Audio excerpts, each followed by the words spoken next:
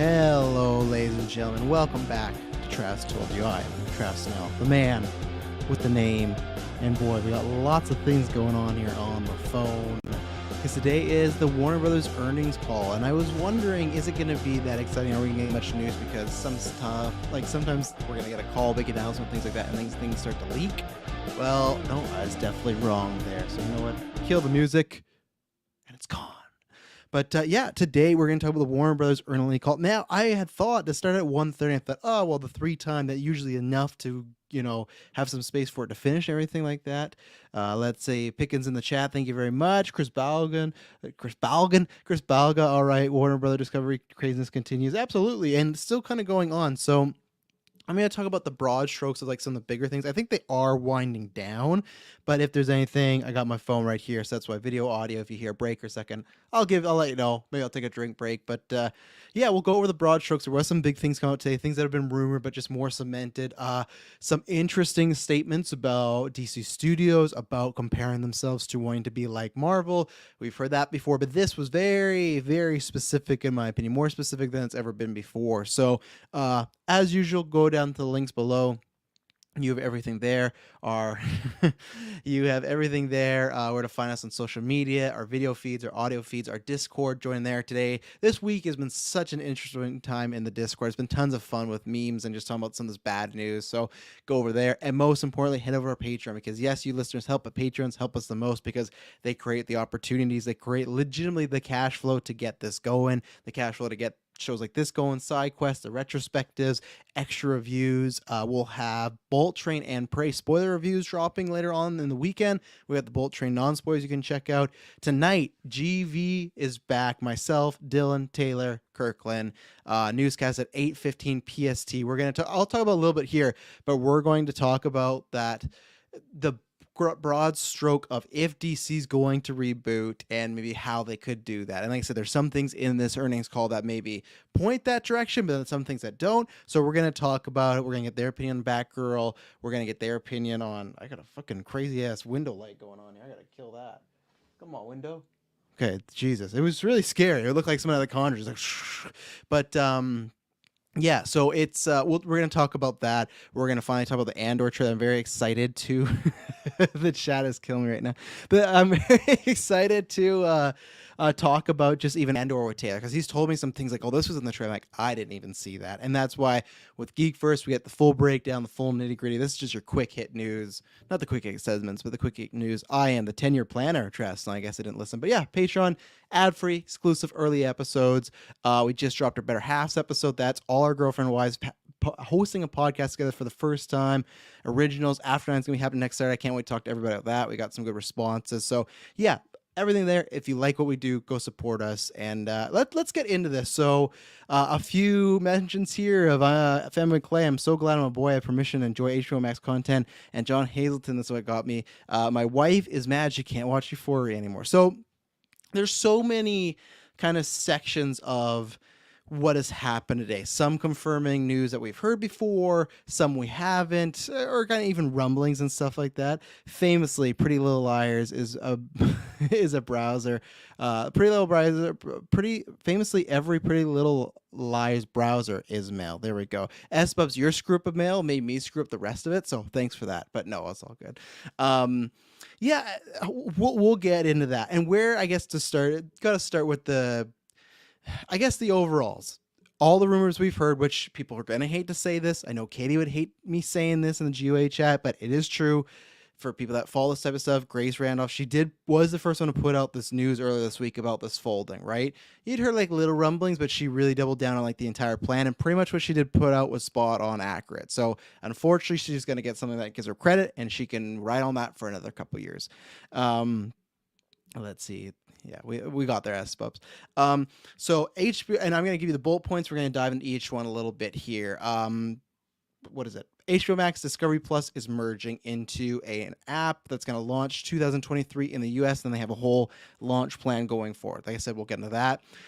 They're focused. They got a whole, they literally had a slide of like mistakes. It was called like restructuring or something like that. I'll read it out, but it's pretty much just like mistakes that the last guys made. Whether you agree or disagree, it's just like, wow, that's quite a thing. They talked about HBO Max and Discovery in the different lights, and that's where people making the joke that they said like, oh, HBO Max is male skewed. Now, here's the thing. Could that be true? Yes. Could that be, if you were to look at the males subscribed to HBO Max and the females, could it be, there is more men subscribers? Sure. I don't think it's something you want to say, because in that chart, it just comes off very cold and it looks like it's just, I know it even says male skew, but still, it's just like it doesn't come off the grace. And even then, they didn't list statistics. It was like, is it statistics or is that how you feel? And if it was something of like, let's say it was male skew, but let's say it was like 60-40, I wouldn't be sharing that, because there's so many shows: Euphoria, Pretty Little Liars, Sex in the City, what is it called, and just like that. There was one Emily shut out, and even Game of Thrones. Like when Game of Thrones was the hottest it had been, that was being watched to me by everybody. It wasn't just like, oh yeah, me and the bros watching Game of Thrones. No, everybody I think in my life friends list pretty much was watching that show. Maybe Sand still must, and it was male and female. It wasn't just the guys, it wasn't just the girls. It was an event phenomenon. So it was a weird thing because they divide it. And I'll probably try and do some screen shares as well. They divide it as far as, hey, this is what Discovery Plus brings in, this is what HBO Max brings in. What if we put them together? I think that was just the way to try and sell that. I don't even think they believe the skew thing, and if they do, woof. But yeah, so there's tons of stuff. Like I said, maybe look at my phone for some kind of updates. But then the other thing was primarily DC, obviously, right? That was a big thing this week. There's a big thing, and probably what I'm going to do is talk bullet points. I'm going to bring up some of these threads that people shout out some things he said, because yeah, Zaslav said maybe some weird stuff in this one, and that's maybe more of my point is I don't know how well I trust him. There's things I like hearing, but so what it lists, let me actually pull it up here. I will find the chart. I'm going to pull up for the people that are watching right now, but there was a chart of showing kind of what their studios are going to be, what their plan is going forward.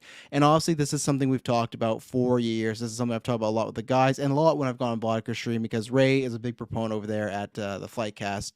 Check him out. I'm not sure if I'll be on Vodka Stream this week, but I'm interested to see. I saw a couple of his tweets, but I was going live, but I'm interested to talk to him in like an audio perspective, because I feel like this is so much of a good news, bad news. This is like, let's say what I'd kind of compare it to is if you're getting a divorce. Now, let's say you were in a relationship, that person cheated on you, got all this proof, and let's say everything you want in the divorce as far as just certain percentages, money, custody, stuff like that. Let's say it's all going your way, and you're hearing the things you like and things like everything's happening, but it still was spun out of you still wanted to be married to the person you loved.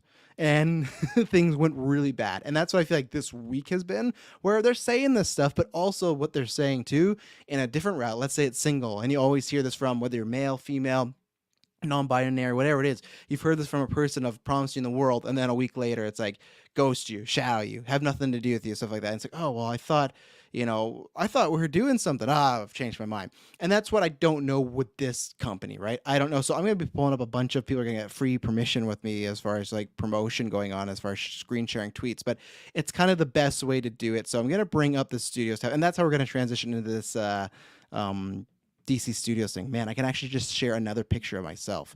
Crazy. So Warner Brothers Discovery reporting structure. We're not going to talk about the revenues and everything like that. I think they announced that they were down by 1% from the last quarter. They kind of talked about it was restructuring purposes, which that's completely makes sense. People I know, lots of people are sharing, like, look, they're at a complete loss. It made sense, even if they didn't cancel Batgirl and we fucking love them this week, it would make sense that there would be a loss, because they had to fire and like a whole bunch of people, but guess what? Lots of those people have bonuses and packages and all that stuff. As far as don't worry, we're gonna get to the 90 Day Fiance universe. It was a fun time. Oh, Sawbone Sanchez, my favorite YouTube name. Over and under 4 non-DC Trinity Batman, Wonder Woman, Superman films released in the next decade. Let's get to that when we get to the next chart. I will definitely bring that back up at Sawbone, because that's a good point. There is literally a show on HBO Max HBO called Girls. Yeah, that's it's super bad. Mike's completely right. It's a good show. Kind of trickled off near the end, but still, that's where I discovered Adam Driver and was a big fan. So here was where they said something where it sounded like a studio, but then it's like apparently they threw up this chart, right? So direct to consumer, so streaming. So HBO Max, Discovery Plus. I'm going in reverse, but The audio listeners don't know that. That's an app. They're going to put them all together. Who knows what's the name going to be? I imagine it's going to... It depends. In a year when we get that name, we're going to really see, are they planning on selling or are they planning on continuing? Because that's been a big theory, right? Of like, are they going to sell?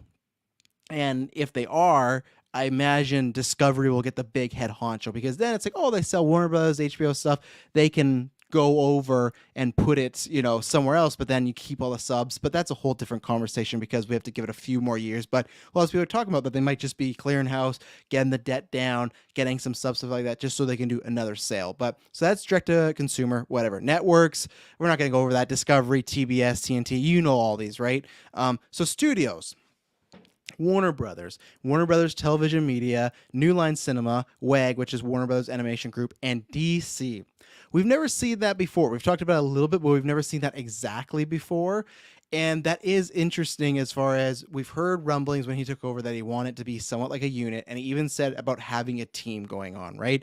He said about having a team of DC, and he even talked about, and this is where it got interesting, as far as it's tough, because a week ago, if he was saying this stuff, I would have been great. But at the same time, we've heard it before. He said the plan is with Alan Horn, and he literally, and this is where the joke has always been, right? As far as, hey, DC's always chasing Marvel. They're always chasing Marvel, always trying to get to Marvel, catch up to Marvel, whatever you think, if that's true or not. And sometimes they've maybe said, oh yeah, like Marvel's pretty successful, but this was a full-on, hey, we want to be like them. Now, this is where it comes into the discussion, right? I will use, I don't think Ray listens to GeekVerse or anything like that, but I'll use, because I've talked to him a few times, Ray, as a barometer, as far as he's always said, that's completely fine, but I just don't want them to have the same creative thing. He doesn't want what lots of people agree with him, as far as like the churn out, some people call like the McDonald's of movies, which I think is a little too far gone, but sometimes we've seen now with this FX stuff, it is true. They just quantity over quality. I think there's like a middle ground of some of that's true and some that's not, but some people go, hey, I don't want that for DC. I want kind of, unfortunately, what we were getting a few years ago as a connected universe of movies. Like, to me now, that peak era, not of DC forever, but just like, I think it was probably 2018 to 2021 where we're getting still connected universe stuff. Sure, it wasn't grand scheme like MCU, but it's like you go make a Batman and Joker and then still have connected movies over here. And like I said, I am bummed now with the route we're going. And is it a reboot? I don't know. But that was the idea. They literally said, like Alan Horn, like Bob Iger, like Feige, they listed them by name and said, we want to do what they do. And let me see if I can find the exact quote here. If I got to open up another window, I got so many windows going on. But they were saying that they got a 10-year plan and they want to be like Feige and company. Like they were, and they even said they use Feige as an inspiration. Which, at the same time now, of course, am I pissed about having the Batgirl? Yeah. Do I think this is the team that's going to get it done? I even tweeted out. Not necessarily. We've heard this before about plans, but also just what he's shown so far. I don't know. I want to hope, because I've always said I am the place that I do think the perfect world is the connected universe and then one-off films. I think the whole DC universe / Black Label, that is the prime example. That would be great. And I think Marvel should do more of that too. I hate that all their what if stuff is just, yeah, it's still in the MCU. I'm fine with some of that, but I would like a little bit of a variety and everything like that. So, and I will say, as usual, chat, I'll try and keep up to it. But if not, if you want something for sure, Red, you can support the channel, Red, super chat. But if not, I can't guarantee it, because I'm reading stuff and you guys sometimes just shoot it all the way up and everything like that. And sometimes I address it already. So, DC, and this is a quote, DC is at the top of our list in terms of Warner Brothers priorities. There's a 10-year plan for DC to a similar structure of Kevin Feige, Bob Iger, Alan Horn, that put together at Disney. We're focusing on quality and not release films before it's ready. So it's tough, right? Because what does this mean? And I have some theories, and I'm going to save a few of them for tonight and everything like that, because we're getting to the bigger reboot conversation. But what does that mean? Does that just mean, hey, we're gonna, because what I was referring back to Ray, and there's other people like Ray, where I don't want what MCU is doing, that sort of, I don't want there to be a Feige where they come in and tell the creatives this is what you have to do, because it is true that I think directors have freedom at Marvel, but they don't have 100% absolute freedom. They want to have their flavor, their sensibilities, but in Avengers 1, Joss Whedon could have been like, hey, I'm killing Hulk right here. They were like, nah, we're not going to do that. If you really want to do that, then sorry, see you later. So that's what lots of people feel that they don't exactly want, or just that they don't want someone like a Feige where he is in the editing booth and he cares. But at the same argument, you can go, well, that's why they are so successful, because you have a one vision guy. So it's a murky area. To me, the DC studios, yes, absolutely needed. To me, I could be wrong, and maybe it is like some people go, oh, I want that direction, just not the same type of creative. To me, it sounds like that. The amount they dropped Feige and Marvel, like I said, always before, the previous guys had kind of hinted at that, or we want something like that. They dropped their name and the example a few times, and I do think they want exactly like Marvel, where they want the whole chart. They want, oh, here's our 10-year plan. Now, I do and I don't, because like I said, if the 10-year plan is going for, and on the game exactly right, Chloe Zhao, Sam Raimi, Taika got a lot of freedom for better or worse, and I think Marvel is tinkering with that, right? I think because they have that success rate after Endgame is like, we can kind of fucking do what we want. We can take some risks, you know? So the thing is, DC can't really take risks, and that's where I don't know if they will have that. I don't think they will. I think they're going to have something similar to Marvel. Whether it works or not, we don't know. I like all this. And it's tough, right? Because there's part of me that I do want that. But if they come to me and say, hey, Travis, I've always wanted what we got years ago at DC, where it's like, here's our 3, 4, 5-year plan. I want that. I want all those films to be actually happening and not just, icons, logos, etc. I want to be going. But if they come to me and say, but that kills stuff like The Batman, that kills stuff like Joker 2, I really don't know. And here's a question from Chris Braga. Trust, do you think the regime would actually greenlight a DC Black label now that we're hearing their statements? And it's tough, right, Chris? Because we had Joker 2, got a date yesterday, and it's in my quick hits, but I'll talk about it again after. Gaga also confirmed it, right? And another thing that was said here, they were talking about the theatrical experience and all these things as far as, hey, look at how better it is. Just be theatrical and not streaming, even though they're like, HBO Max is the hottest it's ever been. There was a lot of mixed signals in this, and that's why I just feel like he's using a lot of buzzwords. All I can do is hope that we get something good. Do I have that faith?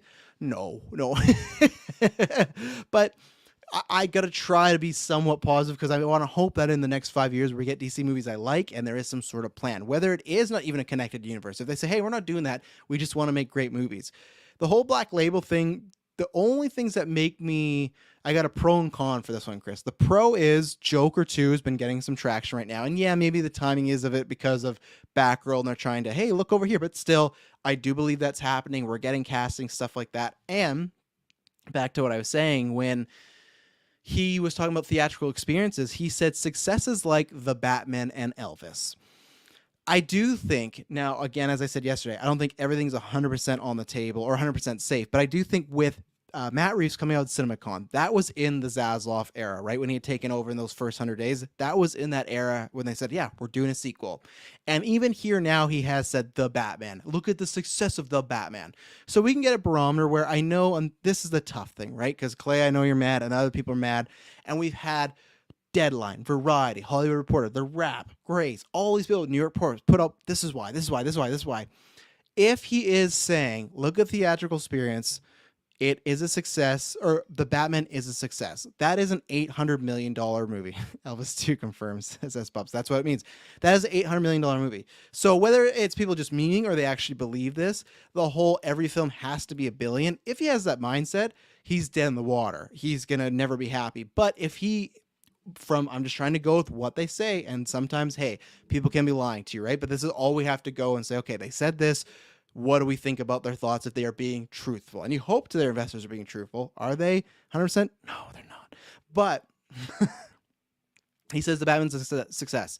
So to me would be, equals Elvis did actually good. Yeah, I think it did. I think, and the director came out and said it wouldn't be on HBO Max in the 45 days picking. So I think it did for its budget. You got to think about too. It opened number 1. I imagine someone, S-Boat's got in the chair, someone lets me know what the Elvis budget is. But to me, him saying, look at theatrical successes like The Batman equals 800 million, he looks at it as a win. So I honestly don't think, as far as if he's not lying, that everything has to be $1 billion is true. Now, I still think that he's not the guy where all of us think, hey, I personally think you would put Batgirl and made a profit. That might not be good enough for him. The whole Shazam thing of like, oh, you made like 50 to 100 million. I don't think so. Like, what did The Batman? I think it ended up costing around 200 million. It was like 185, but it got boosted up and everything. I think it's a case of like $85 million for budget. Ooh, I don't even know what that's a fucking high budget. I thought it was a lot lower than that when I said it, but obviously it must have made, let's take a look at the box office right here. Let's see. Elvis. Let's see if someone beats me in the chat. Box office, just to get a barometer of what he's thinking of, right? So, Elvis movie, Wikipedia. Yeah, it's 85. So it was 85 million, but it made 237 million, and it's still making money right now. So that's more than double its budget. Look at that. Family Clay. Oh, S Bub's got it by a second. By a second, he got it right there. They beat Family Clay in all the game, but. So, and that's what's difficult, right? Because I say where, okay, these small wins, maybe he will look at that. But Elvis it's a win, but it's still like in that 100. Because let's say if you had a budget of 80 million, let's move that to 90. Like, let's say so, because that could be marketing, everything like that. So that could be around 170 million. So it's made less than 100 million its profit. So I really don't know. That's where it's like, who knows? But as long as he's saying these things, I guess maybe again, and this is what goes into the other Batgirl thing. I'll say this right now is before we keep talking about DC, he talked about it and he just was saying this weird stuff as far as like, oh, we got to protect the brand. I kind of get what he's saying, but protect the brand is such like for first world stuff is like, calm down. It's just like, it's a brand, it's movies, it's IP, chill. But honestly, what he was trying to say, but to me, this fits in the whole, I do believe the narrative of the screen tests were probably, not a knockout, but weren't really bad. What we've heard is it's testing the same as, if you want to believe shit, here you go. What was we talking about yesterday? It's apparently testing the same. It was in like the 60s, right? The score. Shazam 2 is apparently rumored to be testing in the 60s. He said today, we've seen The Flash, Black Adam, Shazam 2. They look great and we can make them better. So if that was all true, that would mean that he can look at Shazam and look at Batgirl and they're about the same. But I think what he's trying in the narrative, I do believe that it's the same way the old regime pushed out like Justice League is the Snyder version's unwatchable. It's awful. We killed it because it would have destroyed the Justice League and stuff like that. And then when we saw it, went, no, this is not that case. Even if you don't like it, I don't think it's like, hey, look at Justice League. It's the worst thing DC's ever done. I think that's what he's doing here. He's just doubling down that, oh, it was so bad. It would have really hurt us. I don't believe that. If you do, great. And again, like I said, there's some things in here that I'm choosing to try to believe, but it's just a personal thing where I don't think it's so bad it would have sunk in the brand and things like that. But back to the issue in hand here as far as, yeah, he's saying he wants a 10-year plan. Now, oh, and what I was going to say for Balga, you said like the chance of Black Label, to close off that topic. The pros are Joker 2 got kind of greenlit a little bit ago, and then what was it? The Batman. Oh, he talked about it here, and it did get that. The flip of that is this whole rebooting business, right? And this is the thing, and we've talked about this, I feel like the past few weeks of in our chat, GV, Only Game says general rules that movie has to make 3 times more because production marketing. It's tough because like even when you read some of those reports, it was just saying for Batgirl, it's just saying if you did domestic and global, that would still be around somewhere from 60 to 90, right? And that would just be double the budget. So I think it honestly depends on the size of the film, on the size of the movie. Of course, I think it was, I can't remember who put it out there, like, oh, if they would have released it or no, if they do this tax write-off, it saves them like 10 to 20 million. I'm like, I guess, but I still think they could have made that also. I think it all depends what's going to happen, and also depends on a movie. And back to the studio thing, as far as the negative about the Black Label is if they got a 10-year plan and if they want to be like a Marvel and they want to be exactly like MCU. And to me, they didn't say that, but they just dropped it so many times. It's like somebody, if you, let's say you have a sister and you got a friend and he's trying to like maybe make a move or something and he's just dropping lots of hints over and over. And it's like, hey, dude, I get it. You're trying to find out if she's single and you're trying to find out if she may be interested in you. That's what this felt like between Zaslav and some of the comments. Just felt like, yeah, Marvel, they're so good. Wouldn't it'd be nice to have something like that. They're an inspiration. We look at it as the model. I'm just taking that as face value as they want to be connected universe, the 10-year plan, the whole wall. and there's pros and cons. So I'm going to talk about that more tonight with the DC reboot topic. But my main tease for what I think they could do is within that time, now if these rumors are true, Shazam, Aquaman, and Flash being pushed back, that could get us to 2024, right? At that point, Joker 2 is going to be coming out. Batman 2 could be coming out. I think there's a chance they might kind of do it the old regime. I hate saying it like that because we saw what happened. But what the old regime did was, okay, they were making Justice League Immortal, right? That got killed. Nolan's busy making Batmans. And the idea was, okay, we're going to put out Dark Knight Rises. That's going to stop. We're going to put out Man of Steel. And the Man of Steel is going to be the start of the new universe. I could see this where they've always talked about the Matt Reeves thing being a trilogy, right? I could see them, and that's a tough turnover, but it depends how long this is all going to take, right? I could see them doing like Batman 2, and maybe Batman 2 even comes out in 2 years. That's a big turnover, but still, maybe they can. I could see them trying to, like, by 2026, enact this whole plan of a new vision, everything like that, get all the DCEU old stuff out of the way. This whole kind of last regime, and if they're not selling, this old last regime ends with the Batman 3, just like Dark Knight Rises, that closed off that chapter, and then we get the new DC, whatever it's going to be called, the DC Discovery Universe, right? The DDC or the DCD. Or it'd be the DCDC. So the DCDC, that's what we're going to get, right? The DCDCU. I'm not, that's too long. Just put the universe in that last C. That is kind of a working theory of mine, but the other thing it depends too is the Batman sequel. I do think it's going to happen. Let's say it comes out and for Zazoff it isn't good enough. Yeah, we can start that reboot quicker. So I'm 50-50 on the Black Label stuff. I guess I'd say 51. Actually, no, I'll go 60. I'll go 60-40 just because they've greenlit Joker 2 in this last week. Now, again, you could cancel just a film after it's done, but let's say, as Superman Mike said, didn't they say they wanted to follow the Marvel model when they announced BVS? They can say what they want, but they don't have our trust.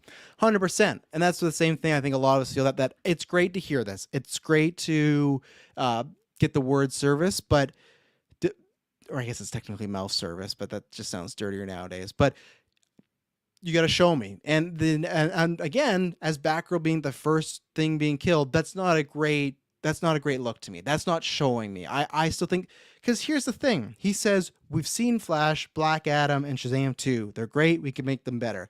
And I guess just what he's trying to say is, Batgirl is unsavable. But to me, if you're doing that, we can make them better. Is there not something that you look at Michael Keaton's Batman, Leslie Grace's Batgirl, who could be a breakout star, if you could have, you have J.K. Simmons Gordon, can you not look at them and be like, even if you're going to pour money, like, we can make this work? So I think the reboot thing is really like up in the air 50-50. I think a lot of it depends on what happens in the next little while, but I still lean more towards that. But again, for me, what the perfect world is if we get to that big slate is we're doing our DC and Black Label. That is the best of both worlds, in my opinion. Will they do that? I don't know, because they talked about they want to be making sure the DC brand's taken care of, and that's our top priority in all these things, right?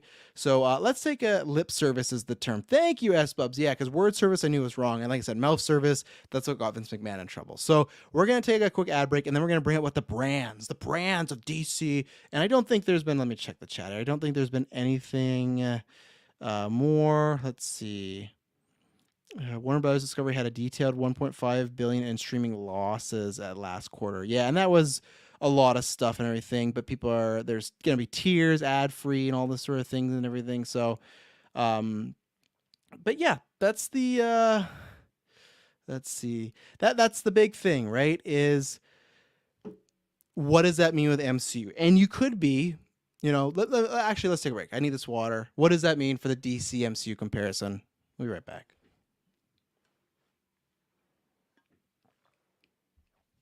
And we're back. So whether it's positive or negative depends how you feel about MCU. If you don't want that type of Feige, the one goal, one vision, then no, that's not for you. You're not going to like where DC's going. There is part of me that, yes, I would be disappointed by the Black Label, and I don't want the DC if that means I'm getting rid of the Batman, because the Batman's fantastic, that universe is fantastic, I want more.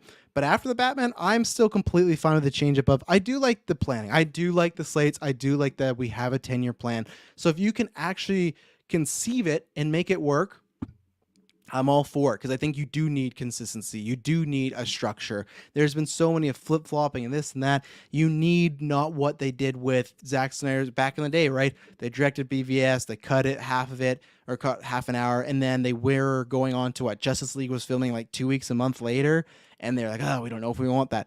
You don't want that. You don't want to just even entrust in one guy who was like, Zack Snyder want to do something different and DC want to do something different.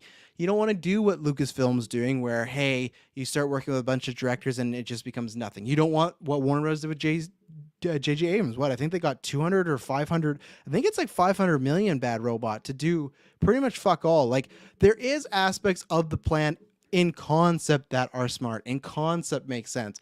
It's just you've been burned with so many times with DC. And then, like I said, if you're not on that route where you don't want to be like DC, you don't want, let's say legitimately in a year, Feige's contract's up, they buy Feige. If you don't want like Feige running DC or a Feige equivalent, this could be bad news for you. So that's why I know people are like, oh yeah, DC Studios and we get a vision, but that vision could be, to me, with them saying Marvel, Marvel, Marvel so much, their visions, I want to, be like that guy, that girl, that person.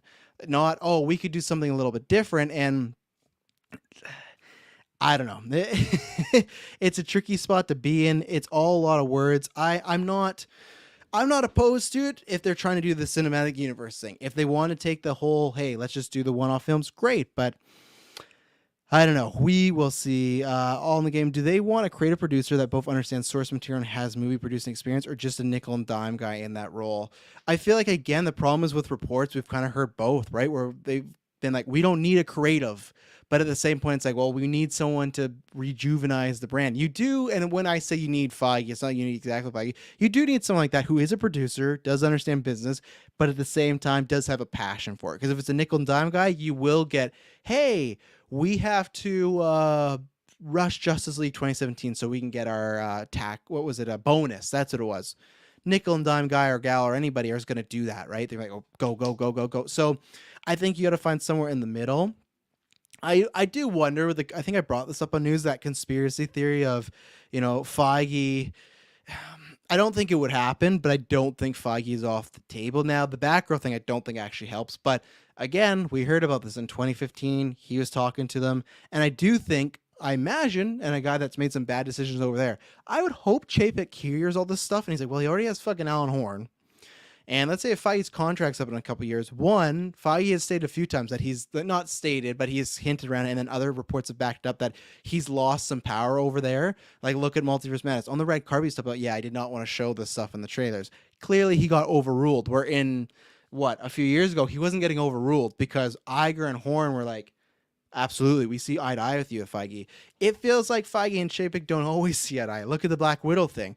That was like a whole, oh, this fucking sucks, what's Marvel doing? But then it's like, came out that no, Feige had nothing to do with this and he was not happy with it. So there's been a few times already. So I would, if you asked me, I'd say no. But why, if you are so much like, hey, we want to be like the MCU, I guarantee you, when Feige's contract's up, at any point, there will be a discussion. It could easily be just, no, not going to happen, but there'll be a discussion and there could be a check written of like, hey, you could do this. And I still feel like Feige might be safe, but who knows? What if just Chapek sucks and it gets worse? What if it gets to the way, the same way how we had Inhumans on the slate, and then we learned years later that Feige didn't actually want on the slate, that's like per-motor. What if there's some movie? What if there's some movie where Che was like, you got to do this way. This is what's going to happen, and I'm not saying it's going to go that way, but you can never say never. You can never say never. We just saw a $90 million movie shelved.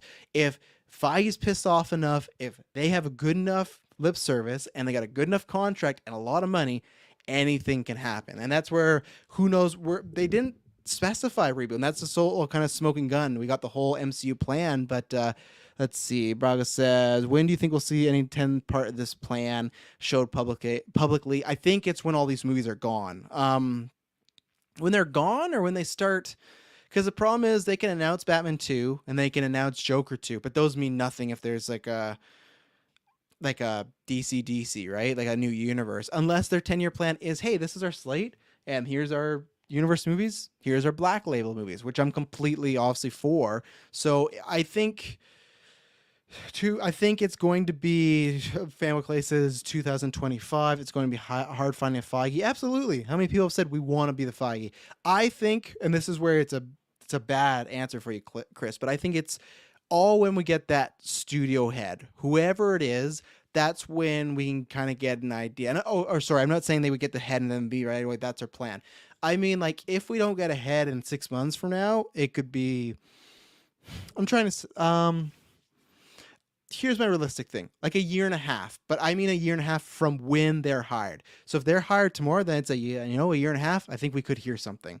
If they're hired in 6 months from now, then it'd be 6 months plus that year and a half, because I think they're still going to let a lot of these movies go out. I think they will announce it near the tail end of what they have or after everything's out of what they've put out. So, yeah, let's take a look at the brands. We got a good kick out of this, but I think this also starts again, not trying to show all my material here for GeekVerse. But the good thing is there's 3 other guys there, so that's what we're going to talk about. I almost shared the GUA chat. There you go. Let's see here. So I'll share this with the brands here. Femicline says there's so many people that have made it public that they don't want the job. Of course, it's going to be hard to find it. And again, that's true, right? We don't know what the terms of that are. Maybe it is, hey, we want to reboot it. Everyone said no, and they're like, fuck, we're going to do this. They'll think they're winning 2025 Comic-Con. That's when Marvel brings Scorsese out on the stage. Yeah, that would be something. But hey, 2025, 2026, they'll be getting ready to announce a new slate soon. So, and they're doing that kind of every 3 years, Marvel. So it could be a great Comic-Con, but we'll see. Let's see. So global powerhouse brands. So these are the brands: HBO, Discovery, CNN, HGTV, Cartoon Network, DC, and Looney Tunes. So franchises, this there's like fun things in here, but still, like, it's interesting all around. So Game of Thrones and Harry Potter in there makes sense. Game of Thrones are continuing with multiple shows. Harry Potter, they've talked about there. I guess there were some rumors again this week that they're talking about doing a TV show. I still think you could reboot that into a TV show and get huge success out of that. Whether you want to support that or not, that's up to you, because they said they've talked with J.K. Rowling more. So it's like, well, if you weren't a fan of that, you're not going to be a fan of what happens. Oh man, I didn't even write down. I have no idea. This is what's bad. I'm talking so much I didn't even write down when I took my ad break. So it's gonna be bad.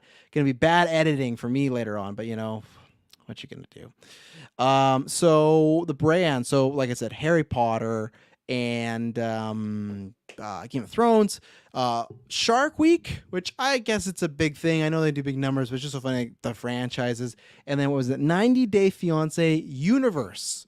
Now, I think obviously what they could have just put shows, and that's what they're trying to say, universe equals shows, but it's still just kind of funny. But then the other ones is, it's interesting that I get why they do, but like it's strange. Harry Potter is not a brand, it's a franchise, right? But then you still have the DC brand, but specifically in franchises, they go Batman, Wonder Woman, Superman.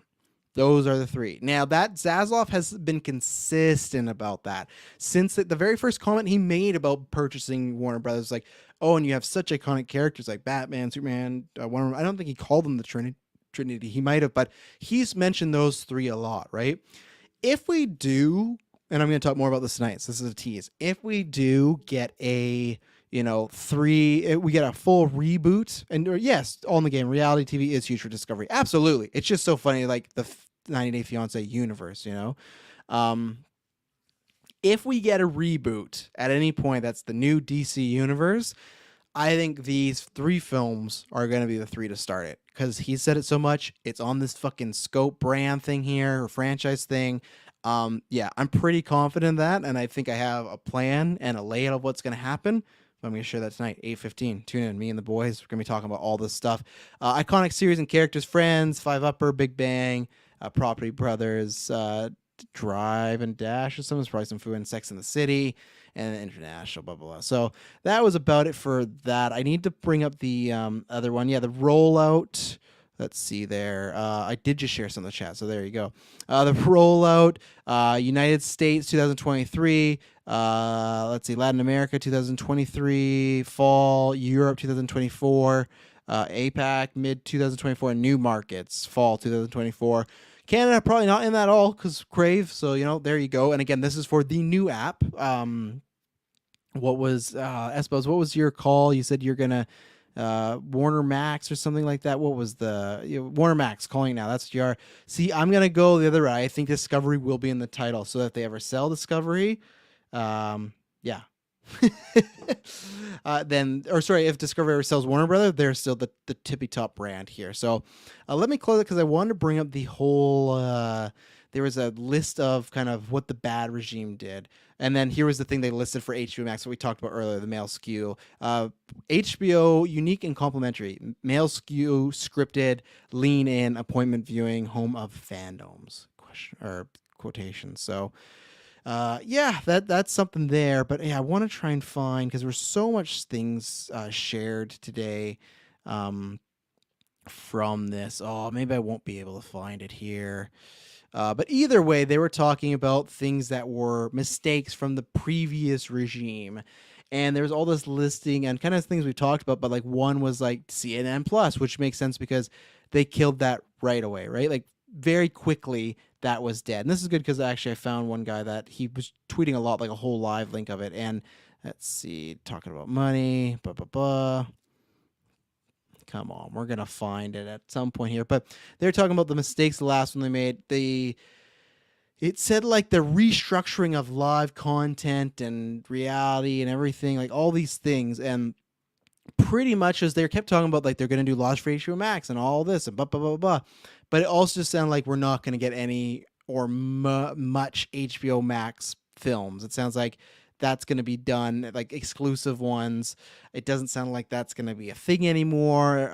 For kids content, it's weird because they have the animation studio, but they they they had some, I'll bring it up here. They had some direct quote about like Looney Tunes and stuff like that where it didn't sound the greatest for those type of brands here. There we go. This is what it was labeled as: the course correction of measures initiated. So this is pretty much just saying, hey, the stuff that we think they did wrong, here we go. Oh, and then Family Clay, saw you shared in the chat. Thank you very much, sir. Shut down CNN Plus. Yes, restructuring of content portfolio for scripted, linear, kids, and animation direct to HBO Max Films International. So that kind of plays in that Batgirl stuff and how, again, it's everything we had heard from the past regime where they want to bring lots to HBO Max, not happening anymore. Implementing an HBO Max distribution strategy aimed at a wider availability versus retail only. Greater accountability, alignment, and communication across business. Oh, that's a fun one. Greater accountability. And I can't believe the greater accountability when I saw the quote that happened a few days ago as far as what they were proposing. Like, again, to me, could have done a lot better as far as saying, hey, we're really sorry about Batgirl, not to, it has nothing to do with that, but we can't wait to work for them in the future. So this is one thing that said, Warner Brothers Discovery confirms kids content cuts. CFO Gunnar Winterfels on the company's earnings call confirmed that kids and animation content across both streaming and linear networks would cut without an adequate investment case against them. So again, they have this animation studio and they have some big IP, but it sounds like they're not too interested in that route. And it sounds like there's going to be lots of things changing. They have this whole rollout. Apparently got a big 10-year DC plan and everything, right? But I don't know. Lots to take from it today. I'm just trying to take a look and see if there was anything else that I'd missed from this conference or call and stuff like that. I guess I think they're winding down. I don't think anything else has really come out from it. Let's see. This was a weird quote. Our strategy is to embrace and drive incredible success that HBO Max is having. Zaslav says, shouting out that not only does Casey Bloys read scripts, but his team fights with talent. And then the person added, what is he talking about? Really don't know. That's right. It's just like these quotes, everything, they don't get me too confident and everything like that. Where the last thing was, there will be a migration plan to the new platform for current subscribers in order to get the subscribers onto the new product. It'll almost definitely cost more than the current price for Discovery, which is $5.99 or $4.99. Sounds like they're going to have ad tiers and stuff like that, or a free ad supported one. I don't think they'll have just like a HBO tier. You got to get everything, but yeah, there's some more ones. He said, the Warner Bros. Motion Picture Art Group has fantastic IP between DC and the Animation Group. Together, the entire Warner library, our ambition is to bring Warner back. So it's one of those things like the Animation Group, but if you read some of the, who was it? Alex Zalbin, but it's AZAL Ben on Twitter and the at before. He kind of broke this down almost like quote by quote, and there's lots of things that kind of negate one another, but DC is top tier list for us. You look at Batman, Superman, Wonder Woman, we have done a reset. And that same thing when people go, they've done a reset. They didn't talk about creative, or they didn't talk about the storylines. They just talked about the team. There's a team, 10-year focus. DC calls Alan Horn set up with Feige. Yeah, and I think that's about it because there's some stuff we obviously talked about for the week and everything like that. But yeah, I don't know. It's difficult. It's something that I want to be excited. I want to be. Looks like Harley Quinn is getting axed. Yeah, probably. CNN Plus is one of the biggest media disasters in the world. Yeah, was worse than Quibi, 100%. But yeah, we're gonna have to see what happens. We're gonna have to see how much of this is true, or is this just lip service to, hey, had some losses, let's start building it back up, let's start getting that good reputation. And DC stuff, it's still in the air. All we know is, okay, they are making or have a 10-year plan, and do they follow it? We'll see. What is it as far as the connected stuff or non-connected stuff? We'll see. And are they even going to have this for 10 years? We'll see. It's all a bunch of question marks. And I still think we've said this many times, but I still think it is up to what happens after Flash. But we're going to talk about more of that tonight. So let's take another ad break. We're going to talk about some quick hits here, some other Warner Brother Joker news, a little bit of Marvel news. So we'll be right back. And we're back. So the quick hits. So the quick hits, what is this? This is a segment where I just go over some news that I don't have too much to say. And also, if you have anything about Warner Brothers, any questions, you can throw them in now because that's kind of calmed down a little. But just some quick hits as far as things that we've heard over the past day or so. I don't need to make them a whole main topic, but still want to talk about them. The first one I alluded to or talked about it when I was talking about the Warner Brothers stuff. Lady Gaga put out a tweet today confirming, not that she's Harley Quinn, but pretty much that she's Harley Quinn. The trailer's like, she's confirmed as Harley Quinn, all this sort of jazz. But they confirmed, or she confirmed, it was like this video, and I don't want to bring it up because DC is the worst with fucking claims and everything like that and everything. But she tweeted out a video. It was in red. The people look kind of like puppet animations in a way. It just said Phoenix, showed the Joker, said Gaga, showed a woman looking like in a big dress and stuff like that. You know what? Fuck it. I'm gonna risk it for the biscuit and everything like that. It's just her Twitter, so it shouldn't be able to take me down. I'm not showing fucking set photos or anything like that, you know. I'm showing a video that she posted, and I liked it. It's a good song. Here we go. I found it. Because I wanted to pause at the specific point here where you see her outfit, and that's where it's like, yeah, I would imagine she's playing Harley Quinn because of the character. So this is what she tweeted out, the red video. It's a cover of Cheek to Cheek. I'm not sure if you guys can hear music or not, so I'm going to keep talking over it. So I'm going to cover it. Gaga. And then look at this outfit. Big, like her hair's in a big bun. Like the film is definitely happening as far as filming because they probably have concept art, stuff like that. It's interesting. She has the heart on her face, and Harley Quinn in like Margot Robbie's version has a heart as well. So is it a heart tattoo, or is this just something? Is it artwork, or is it just for artwork she put on, or is it literally artwork for just promotion? She won't have that. I don't know, but she has this big dress, stiletto heels, and everything like that. And then you get Joker, and they're dancing together. Joker has the diamond eyes with the makeup, and again confirming that he's gonna have the outfit at least. And this is happening, and I'm very excited now. And then just the laugh. I'm very excited. Obviously, it's been a rocky day, but my hope is why I could be excited is they're just going to leave them alone. Lady Gaga confirmed to play Punchline. That would be something. This you bring in this character that's a Asian origin, like, oh, Lady Gaga's coming in. Everyone's gonna make a bunch of Scarlett Johansson jokes, but excited it's confirmed. Most importantly, I'm excited it's confirmed because I get those 2 points in the superhero draft, baby. Yes, that's all I was looking for. She was my star pick. We didn't get it last year, which is fine because I would have won the draft. I would have preferred that, but I'm happy to win it this year. We got still now, 11 months to go. So a long time. Lots of casting could happen, but 2 points, it's a good lead right now. So I hope it happens. I hope there's not another fucking animated film that comes on. People just got a bunch of points. Super Pets is the only reason I lost a draft 2 years in a row, so Bollocks. Absolute bollocks. But the other quick hit is Moon Knight 2. It's interesting, right? Because I agree with the websites that have said hints at, teases, but I've seen so many websites or things that say Oscar Isaac confirms Moon Knight 2. Now, is it likely? I would say from this clip, yeah, because why else would you be saying that? Unless they're just being a troll. And maybe this is something we're going to get at D23. But there's a video as a TikTok. I don't know if it's a famous TikTok or whatnot. But she said something like, "Oh, I don't hear anything about season 2 yet." Da, da, da, da.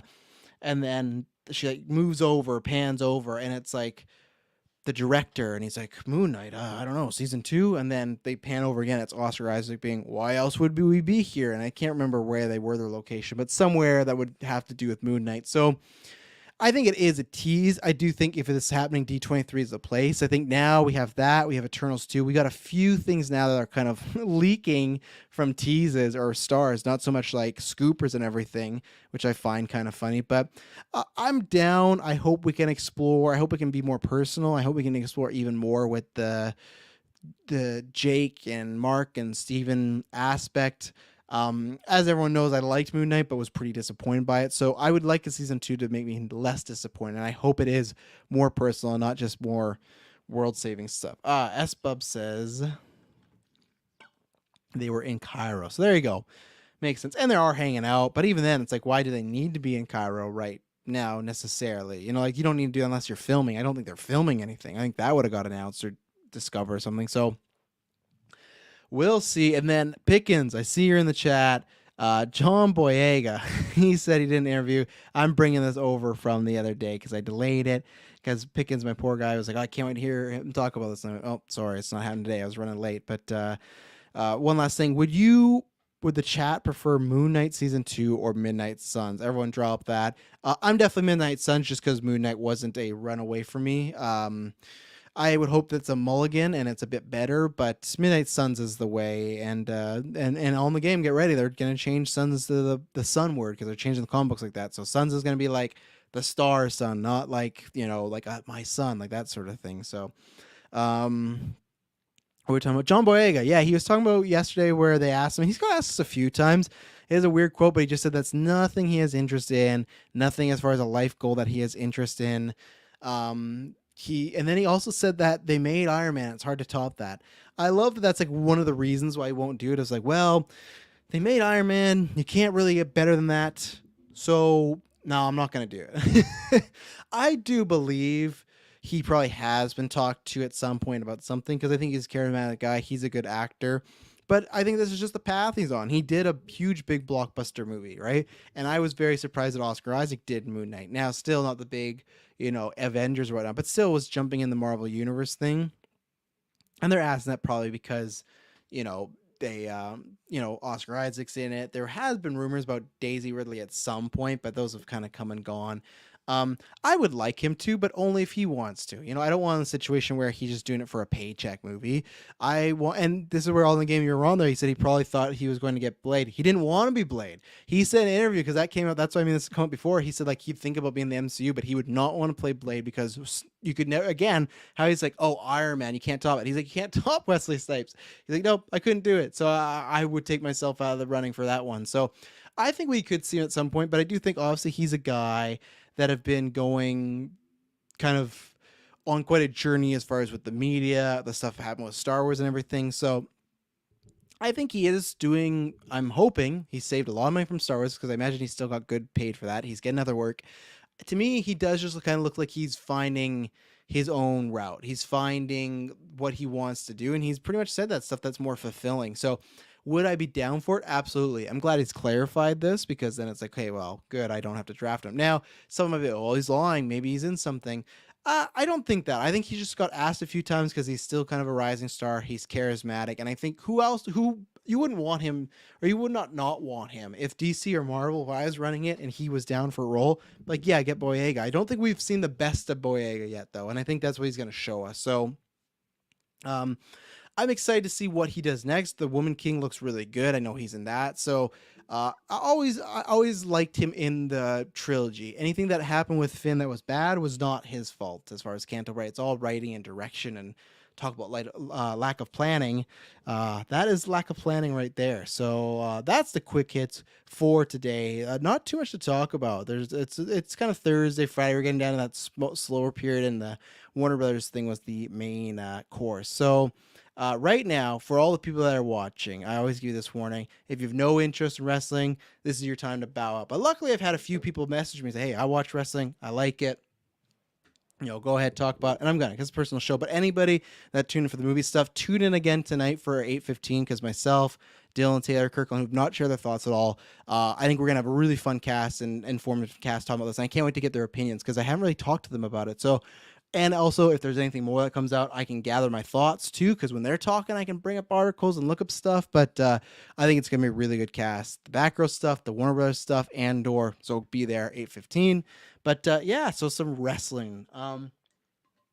I should pull it up, because to start with like a geeky thing, the video game has been like, it's funny, they're doing AEW Fight Forever, right? The rumor has been that it's going to come out September, and they put out like this teaser, like the trailer, next whatever, right? And then it like leaked on like Xbox website or something like that. So we saw a lot of it. It had a bunch of different match types. It had like mini games in it, a casino battle royale, exploding barbed wire match. Very interesting as far as, hey, like these are strange modes, but that kind of fits with what's going on. But I'm excited for it. I'm gonna buy to support it. I still feel like even though there's multi-million-dollar company, they're being run by a billionaire, just because they have the upstart, and especially because they were, a few years ago, I wasn't into WWE, and they were like my hope of like, well, this is all I can have for wrestling that I really love, other than New Japan. This is all I can have at a normal time here that I really, really love. Now it's different, because WWE's turning around. I think we're gonna get some great product there. But alas, I just kind of still have that idea. Like, I want to support them as much. They're coming to Canada, only in Toronto, so that's a little bit of a disappointment for me. But yeah, some of the card here. So the biggest thing I want to talk about was the Undisputed Elite, right? So if people don't know, what happens is there's this club in New Japan Wrestling. It's wrestling in Japan, and what the idea was, it started out as a gang of kind of foreigners, and what it was is the non-Japanese wrestlers, right, getting together and kind of running roughshod over New Japan, always being bad guys, stuff like that. And there's always, it's a very Game of Thrones-esque story where if there was like a new leader, or if someone was leading, or sorry, if they needed a new leader, or someone's leaving the company, they'd become a new leader, and they'd always get turned on, right? And then after that, a lot of the members left, they went to different promotions, and then a lot of the members formed AEW Wrestling, and that would have been the Bucks, Kenny Omega, and then obviously Hangman was there. But there's this group that they create, kind of like an offshoot, the Elite, right? There's a show on YouTube about being the Elite, all this stuff, and there's a wrestler, Adam Cole, used to be in the Bullet Club, right? So he comes over.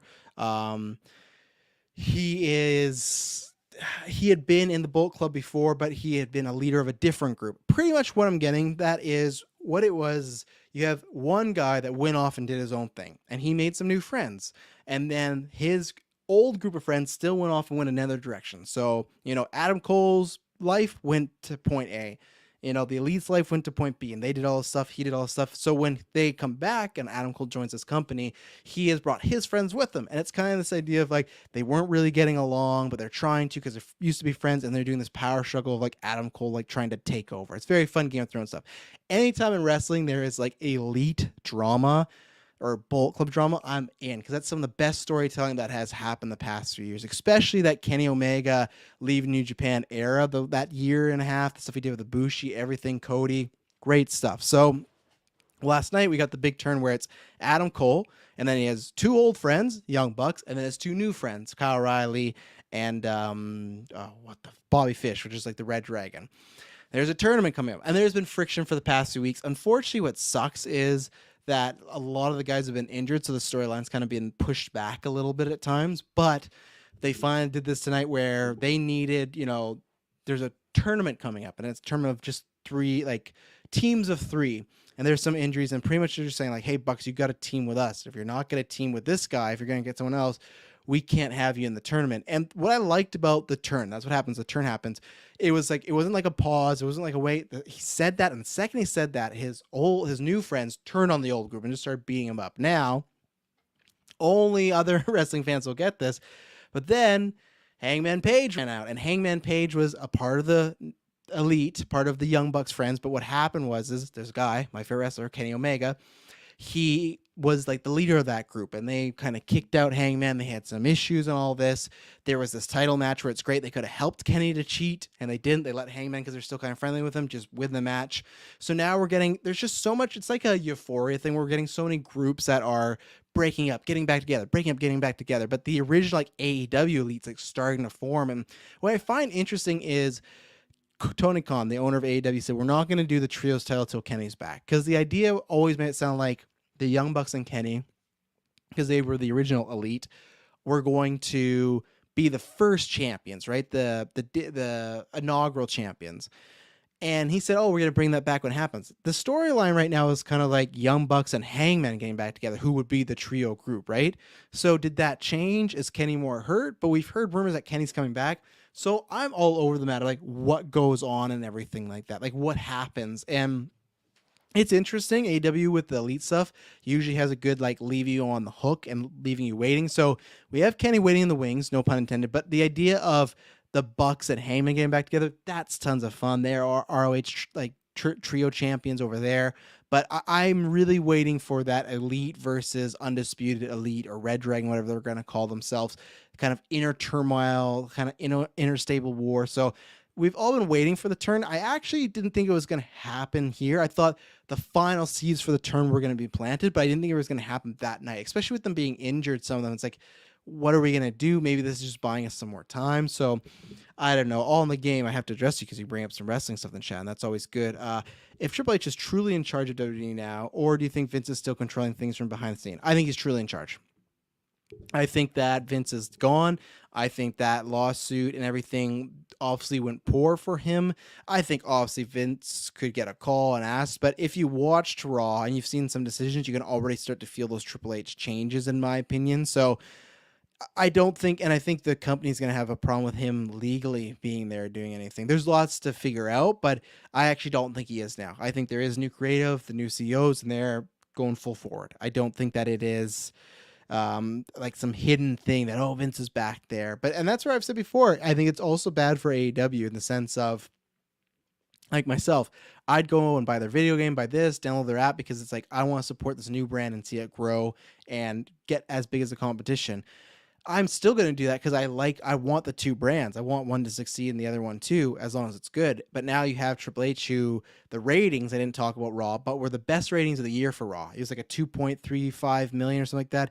Like, it shot up big time Raw. And people, of course, were interested, but I think hopefully that show is good enough to keep people around. And I think there's a lot of people that stop watching because Vince is creative versus the people that are still watching because Vince is creative. The tons of people that are still watching are just, they don't know everything behind the scenes, to think this is wrestling, this is what I watch. There's tons of people like myself, and there's so many people I've talked to on Twitter where it's like, oh, I used to love WWE, I used to watch full time, but I don't anymore because of this is, and usually it's because of the creative. Vince was a huge problem when it came to that. So Vince not being around hurts AEW, because I think Triple H will make a stronger brand and not have somebody kind of like holding his curly hairs, right? But the Elite drama, Undisputed Era, whatever, very excited to see what they're going to do there. We had Orange Cassidy, Jay Lethal. I was not a fan of Orange Cassidy losing this. I understand that they have Jay Lethal. He's going for the TNT title against Wardlow, which, again, talking about changes, who even knows if wrestling's going to be sticking around on Warner Media right now, or Warner Discovery, right? Who knows? But this whole, like, they got to build him up to Wardlow. I wish they would have picked someone else. Orange Cassidy is always going to be over, and I guess he's always a guy that is like on a lower tier, so you could beat him, and he's like smaller, so you go, oh, well, he's the underdog, so you can always be the underdog. But between him and Darby Allin, I just think they've been eating some losses lately that I'm not a big fan of, especially Darby. To me, Orange Cassidy is a bit different because he's semi like a comedy gimmick, so you can always win those people back. Darby, I really don't like the losses he's doing, but maybe we'll talk about another time. We had Thunderstorm, Britt Baker versus Jamie Hayter. This is just weird because we had that trademark this week of all elite women, right? All elite women, and supposedly that's going to be maybe its own brand or something like that. Pickens is still convinced. Vince still controlling that shit behind doors. Yeah, and that's we'll have to agree to disagree, because I don't I think if he had retired and there had been no legal stuff, then maybe. But with the legal stuff and him being in trouble and the money, and I think it would just, if that were to leak, that would be bad. I really don't think so. But there's rumors of maybe there being a women's program. Um, I I like it and don't like it because at the same time, I would like it. That's where one thing, even under Vince, well, yeah, actually, I'll take that back. This past year and a half, people have told me that Vince's, like the women's stuff was getting bad because they're getting back to just wrestling like 2 to 5 minute matches. Don't do that. So many women are talented, and especially in WWE, there was like a period, which it still might be the case, where the women were putting on better matches than the men. They had better stories than the men. They just were killing it, right? So it was very odd. Not all the matches are like that, but just apparently lots of them were because I wasn't watching in the era, but lots of them were very short. You get your main matches pay per view where they get time and maybe some main events, but the actual just kind of some other storylines just thrown on the wayside. AEW still has, that's one of their biggest cons is the women division. The women division has been pretty lackluster, not the talent. The talent is knockout. The talent has, no pun intended to Impact, but the talent has so much good people there. You could, run a show, but the problem is everyone was kind of asking. I think it was Fightful. Sean Ross Sapp put out that report where it was kind of a Warner's decision or whoever it was, like the TV network, whatever it was, because there's this idea of like, oh, the women's segments weren't drawing, so we really only want one match. To me, I think that's bullshit. To me, it's like, okay, well, if they're not, write it better. Some of these are newer women, newer characters. I still don't like the old, okay, we just got one women's match. There being an interview, a tax, a fight, that doesn't count. The fact that it's just one women's match every week, and I get it, he might say, oh, well, that's what the network wants, but it's like, well, show them how good these people can be, these women can be, and show them they need to be there. Like Britt Baker, one of the most popular people there. Don't put them in the fucking, like, right before main event segment where people need to go a bathroom break or need to get something because the show is going to be over. Like, I've never bought the reasoning for, oh yeah, the women, we only need this one match because that. No, you need a couple. Now you might go, oh, is that why would you be excited for a women's show? Yes and no. Yes, because you can showcase that talent, but no, because my worry is they would just put it over there. Oh, we got one on YouTube. It's over there. That's the woman. They're always in front of the crowds, but it's over there. Or it's like some dead slot at like 1 a.m. on a Saturday. So I'm like, oh yeah, we got a women's show. No, we don't want that, So I don't want this. I'm fine if there's a separate and together, but I don't really think you need that. I think you just need more women on the show. This was a good match. I don't know if they're introducing women team style because there seems to be women teams everywhere. The fact that they call them Thunderstorm, it's like without titles, there's no really end game as far as just you trade a win, I trade a win. Tony and Rose are great. Britt Baker's a star. She's fantastic. She's been a star. She carried that division for a while. She still is, but she's somebody that can just go out there, cut a great promo. Jamie Hayter, someone that I'd never seen wrestle. My God, I love Jamie Hayter. Anytime she's in the ring, she puts on some of my favorite matches. She kind of acts like a hoss for the women's division, but I'm very looking forward to, I know they have reversing Thunder Rosa on Saturday for Battle of the Belts. She's not going to win that, but I'm looking forward to the moment where they do break her and Britt up and hopefully give her like a star making run or storyline or something. Because Jamie Hayter, really good stuff in there, and I would say the same thing about Britt and even Tony Storm, great, but just because I feel like people still don't give Hayter enough credit, but yeah, big fan of Hayter and her work. We got a match with Matt Hardy and Christian Cage. That was what it was. It sucks for Matt because it feels like he's even said that he didn't want to be wrestling that much, but like, you can tell he's hurt, and you can tell, and I feel like you can always tell Matt, and this is no disrespect, but sometimes Matt's in really good shape and sometimes he's not, and I think he's working through some injuries right now, and I think the point of, he kind of said, I don't have many years left, and this last Hardy Boy is going to be last run we have together. I think that the idea was I could work less, I'll be a tag team, and I can kind of, heal some injuries. And now with Jeff and fucking around and doing all these mistakes again, being back in rehab, which I hope he gets the help, but still, it's like, man, enough is enough with this drunk driving. You're lucky you haven't killed somebody, So I think he's kind of been put in a shit situation. Him and Christian was fine. It was so funny. I think it was months ago where Christian was like, I want to work with new people and not. Maybe it was Chris Jericho, but I thought it was Christian. So now thinking it was Chris Jericho. The quote was like, "Oh, I want to work with new people, not just like Matt Hardy, who I've worked 1,000 times." When I saw, it's like, "Oh, Christian and Matt Hardy again, nice." But I've really liked the Jungle Boy feud. I like that him and Jungle Boy have just been like trading these. I didn't know Christian was divorced and the dead dad things. Like, as long as it's mutual both ways. They're just going really low blow, but it feels like they hate each other, right? So I hope they do draw that out to All Out. And I think that they're going to have a fantastic match. Christian is very underrated, and Jungle Boy is a rising star. He's underrated in a sense too. Even his promos, like he's working on them, he's getting better. But that's going to be a great match. April of Darkness. I would love an all-women show, but they still have women's matches on the main show. Absolutely, that's where I'd be fine with it. I just don't want it to be like I said, we can't do 2 on the main show, so let's just throw them over there, and there's no more women's on the main show. No, that just feels like they're secluding them off the brand. I think that would be a bad idea too. Like absolutely, even if it's in front of the same crowd. John Moxley, we hear from him. He should. It's so funny, Moxley's AEW run. I enjoy him a lot more when he's not champion. And there's so many people that used to say that too about Stone Cold, of like, I like when he's chasing and not when he is the champ. I feel I'm that way about John Moxley, and I didn't really want him to win the title. I get it because Punk is hurt.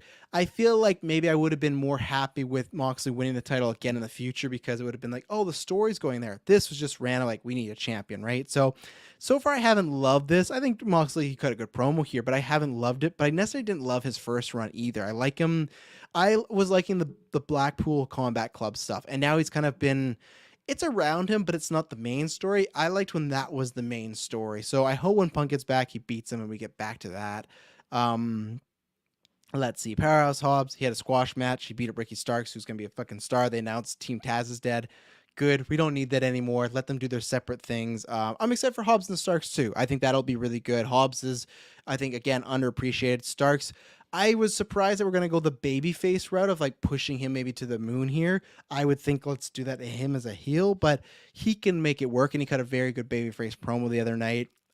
We had a dumpster match with the Acclaim versus Gun Club, talking about switching of roles.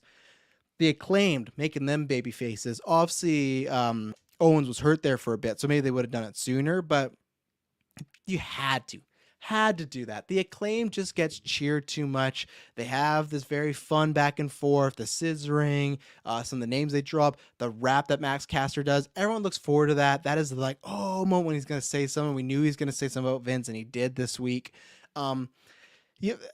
You had to turn them face. People just loving them too much, and they did. I think a little too late, but again, the injury, I'll give them a bypass. This match wasn't anything crazy, but it was like a fun like showcase for them. My worry was, though, so it was a dumpster match. If you don't know what dumpster match is, you have to put your opponent in the dumpster and close the lid. That's how you win. Billy, their dad of the Gun Club, Billy Gunn, he competed, I think, in the first one in WWF, and they did the same thing where they put the opponents in there and then they pushed them off the stage. So if you watch the clip, they were doing that, right? Where they put the Gun Club in the dumpster, and they're going to go push them off the stage, and it's going to be like completely straight. And that's where it's probably like the safe landing, right? Like where they planned this. The problem was, then thank God Anthony Owens catches it. The problem was when they're pushing it, it was going more and more to the right, to like the side of the stage. And literally, if he did not catch it, because he was like, Max Caster's pushing it, and he's like trying his best to like angle it, but because it's so heavy, it's like it's not angling, it's not switching. So he eventually just went to the front and just he like pulled it that way, and he pushed at the same time.